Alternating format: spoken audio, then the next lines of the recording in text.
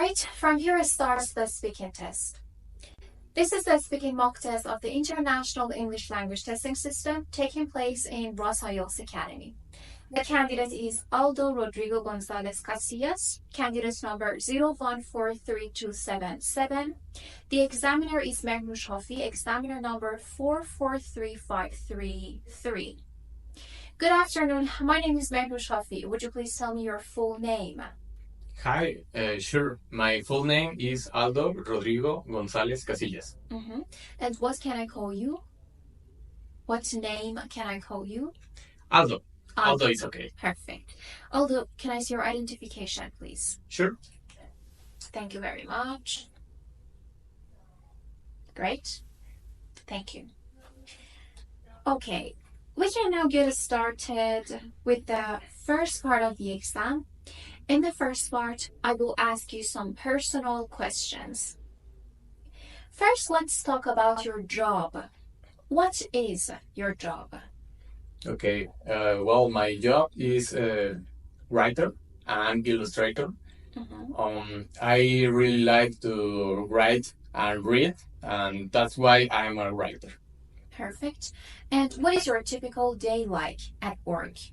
Okay. Usually in the day, I make some different works.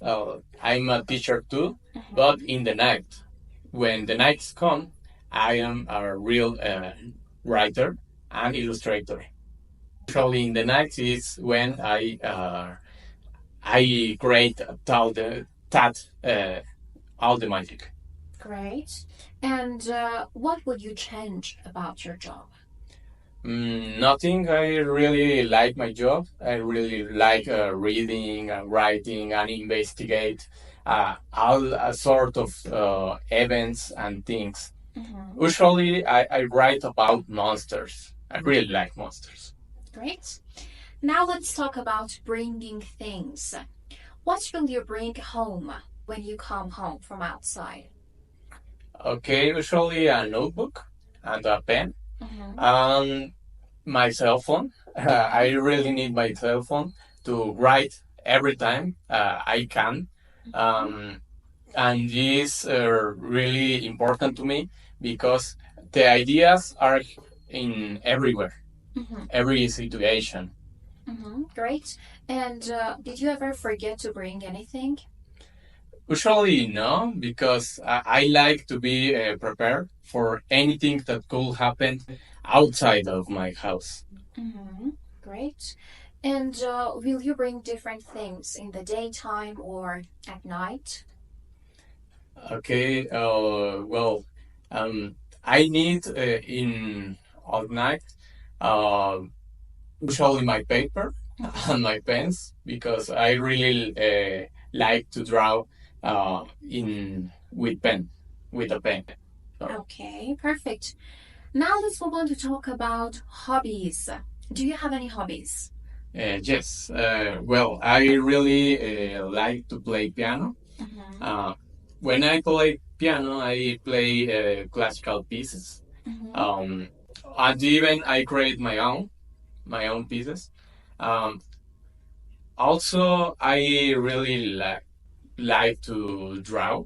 Perfect, very good. And do you think it's harmful to spend too much time on a hobby? No, actually, I think that is some kind of cure for a lot of disease, or even not a disease. Just it's like a happy moment in some senses. Perfect, great. And what free time activities would you like to try in the future? In the future, maybe playing guitar, or maybe read some new books because I really read a lot of sci-fi, but maybe a romantic novel could be a new challenge for me. Great. Thank you very much, Aldo. Now we are done with the first part of the exam, so we can move on to the second part. Now, the second part, I will give you a card with a topic. and you will have to talk about this topic for 2 minutes. But before you do so, you'll have 1 minute to think about what you're going to say, and you can make some notes to help you if you wish. Do you understand? Yes. Perfect. It's okay. Good. So now I'm giving you the topic. Here's the cue card, and here's a paper for you to make some notes and also a pen. I would like you to describe a person who wears clothes that you think are unusual. So, here we go with the cue card. You will now have 1 minute to think about this topic, and I will let you know once your 1 minute is over, so you can start thinking now.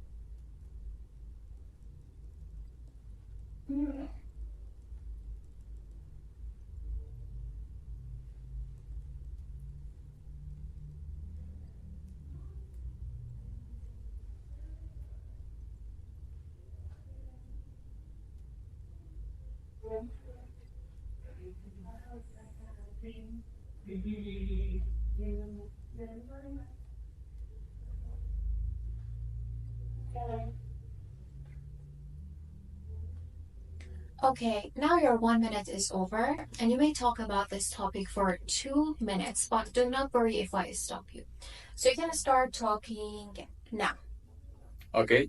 Well, a person that I know that wears really strange clothes, it's Don. Don is a friend of my brother. He used a lot of cosplay props. Um, the the materials of these cosplays are usually strange in some way of in the clothes, because they use steel, they use plastic, and I know lights, a lot of things that usually the clothes don't have. Um, Not just the material are strange. The way these clothes works, it's not like you're wearing like a character. When you use that clothes, you transform yourself in that character. Usually, the cosplays try to represent characters of the pop culture, and they are really different, like Disney princess, like like a monster, like a guy from an anime or from a series, and that gives you some different point of view of that character. When you see the character in a live person, you saw something different, really different, in a lot of sense. Great. So, do you want to give me more information about why you think your friend's clothes are unusual? Yes, well, they are unusual because, in a lot of sense, you don't see a lot of people with that clothes. It's like, yeah, just like one Thank you in very a much. hundred. Great. Now your 2 minutes is over. Good. So, can I have the cue card and the paper and the Sure. pen back? Thank you very much. Thanks. Okay, now that we are done with the second part of the exam, we can move on to the third part. So, Aldo, in part two, you talked about a person who wears clothes that you think are unusual. Now, in this part, I want to ask you some questions related to this topic. What do people consider when buying clothes? I think that people maybe could think a lot of things. For example, the social meaning of the clothes.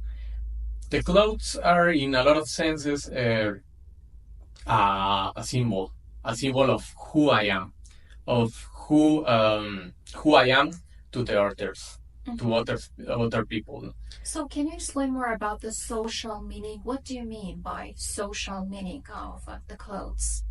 Okay, in a lot of sense, when I use a shirt, I say something with that shirt without saying that, because I when I choose that clothes, a lot of the times I think like, okay, this could say I'm cool. This could say that I want something with someone. Great. So now that you talked about the definition of what we wear, like the meaning that it can have for the people, let's talk a little about online shopping. Do you think it's a good idea to buy your clothes online? Yes, it's a good idea. Why?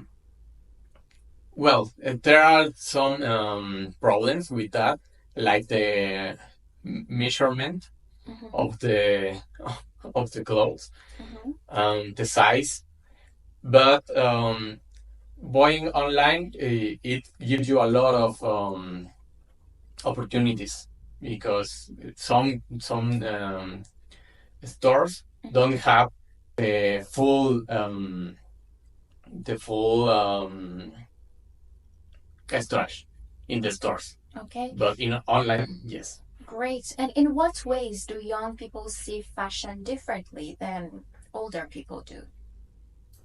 Okay, I think that the social media helps a lot to make young people know what to use, to wear,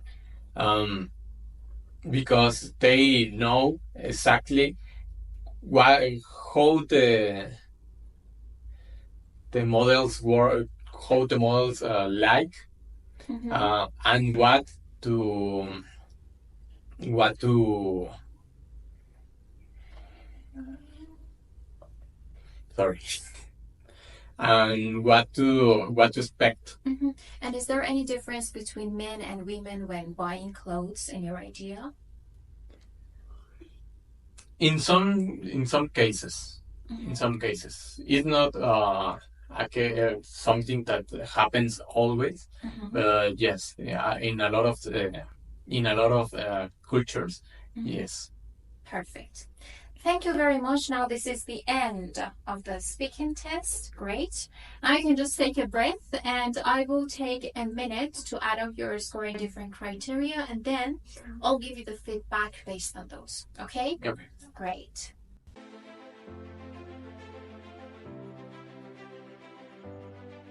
Silver and VIP. This package is comprised of the offline educational videos for the 4 skills, including listening, reading, writing, and speaking. In these videos, you will learn all the necessary techniques that you will need to apply for the IELTS exam. Apart from the educational videos, you will have full access to enormous resources to practice the strategies that you learn. Once you finish your course, you will have 2 and 4 online mock tests of speaking, along with comprehensive feedback under the same conditions in Silver and VIP courses, respectively. Also, you can send us your writings to be checked out and receive comprehensive feedback on those. You will also have 60 3-level British-based podcasts produced by the Academy, not only to help you improve your listening, but also to enhance your vocabulary range and pronunciation. In addition to all the mentioned resources, you will be provided with useful grammar and collocation files to get your target score with a better level of knowledge. Join us and become our next successful candidate.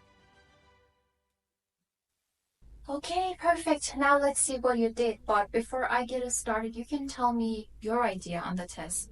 How do you think that your performance and the whole test was? Okay, I get really nervous in a lot of ways. I know that I speak English in different contexts, but it's a difficult one. Yeah, maybe it's because the topic was a bit difficult or unfamiliar to you. That's why you found it. Yeah, maybe the clothes is not my my main topics.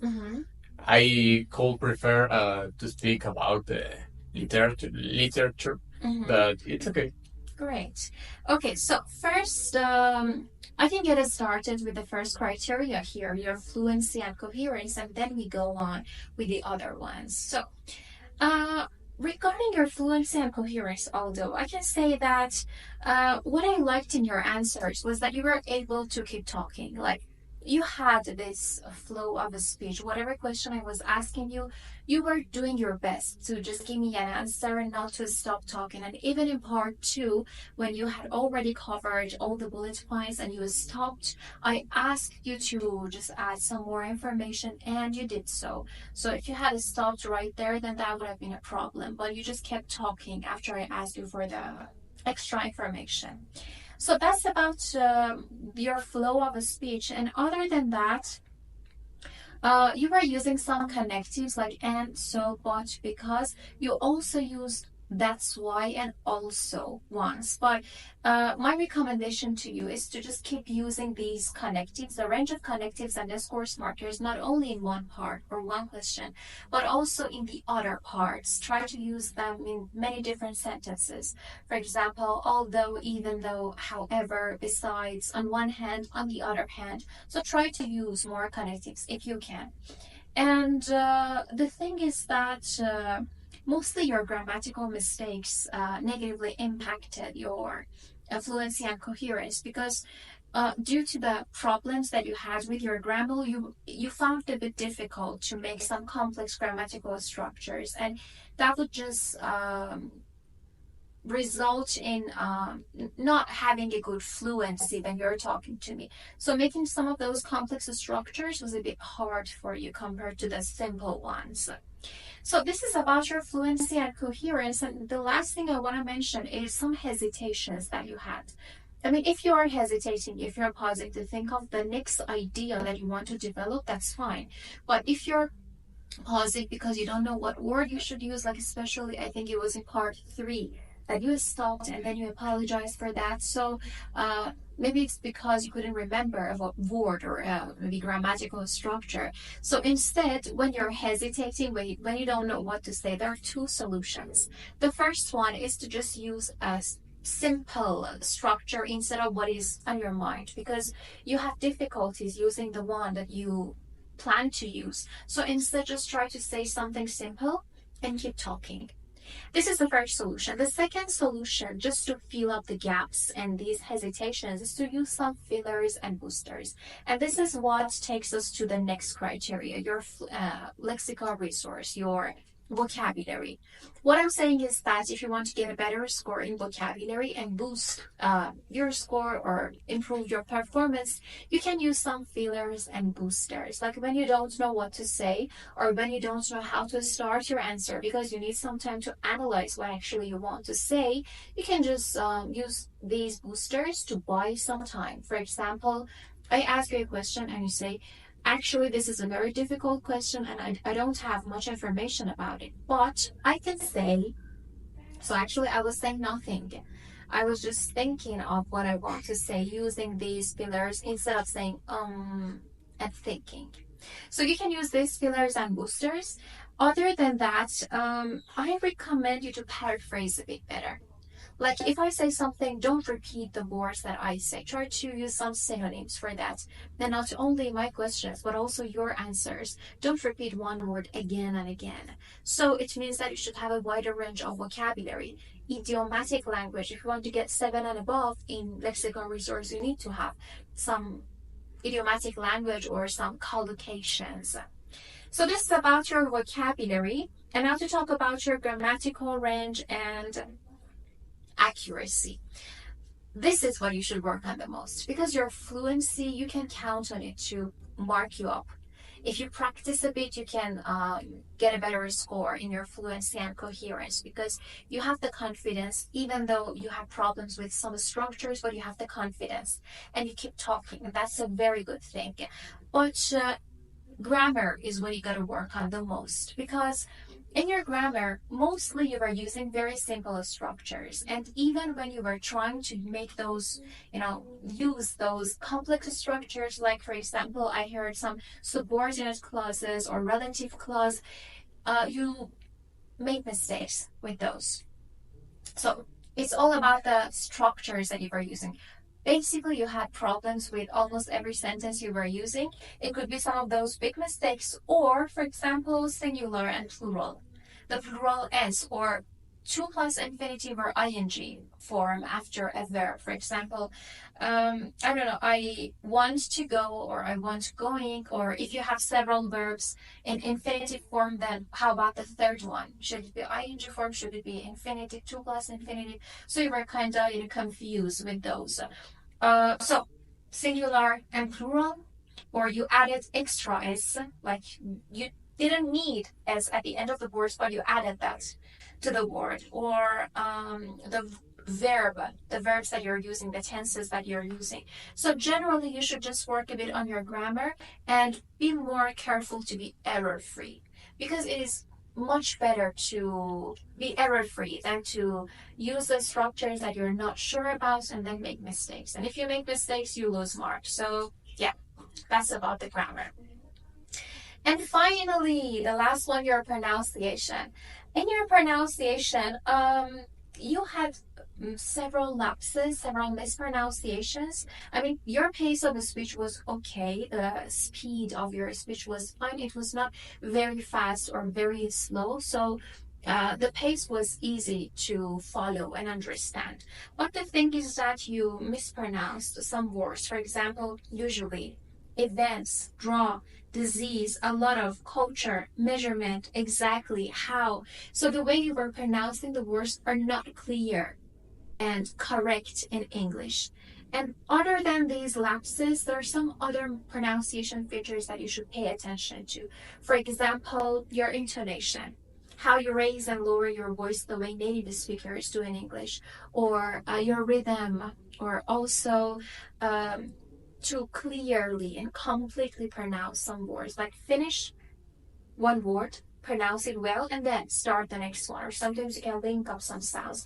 I could hear you were linking up some sounds, but it was very rare. It was very rare to find these features when you were speaking to me. So generally, because of all these things, talking about all these four criteria, your overall band score would be a 4.